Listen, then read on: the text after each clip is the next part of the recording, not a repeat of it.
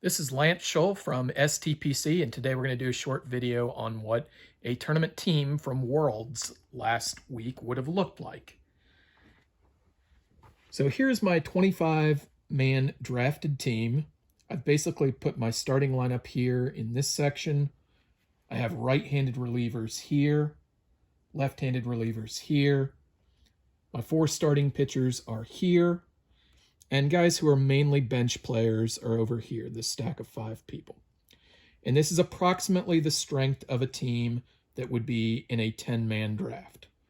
So let's talk briefly about what the cards look like what I've put on my cards. And we're going to focus in on the Ozzie Albies card, since he's the best player in the deck. Now, what I've handwritten on there, you'll notice above Ozzie Albies' name are the numbers 16, 17, then a slash, then 18. And those just correspond to his error numbers.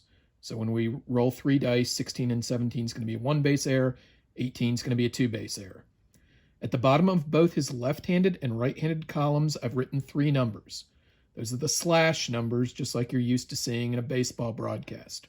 Against the left side, he's got a 375 average, 386 on base, and 681 slugging. And you'll notice that the right side is a good bit weaker. So this is a player that prefers to play against left-handed pitching. Albies doesn't have any crowns, but if you go up to Joey Gallo, I put a pink crown on him. That just means that he was on a tournament-winning team for me this year. Okay, and you'll notice here that basically if we zoom back out to just these starting hitters, most of these guys can start against left-handed and right-handed pitching, with the exception of in right field, I'm going to form a platoon with Austin Meadows and Nick Castellanos. Meadows can't hit lefties. Castellanos can't play defense, so that's what we were going with there. And at first base, we are normally going to have Jared Walsh against righties and Darren Ruff against lefties. And look at that, Darren Ruff actually won 2 crowns for me this year. Somewhat indicative that maybe he is undervalued by other players, or maybe I just like to draft him a lot, but I like the little ceremony of putting the crowns on at the end. So one more thing here. When we go to play a game, now my standard tournament lineup was Walsh leading off, Crawford at shortstop, Grandal catching, Meadows in left field, this is assuming a right-handed starting pitcher for the other team, Muncy at third base, Gallo in right field, Albies at second base, Marte in center field, and the pitcher hitting ninth.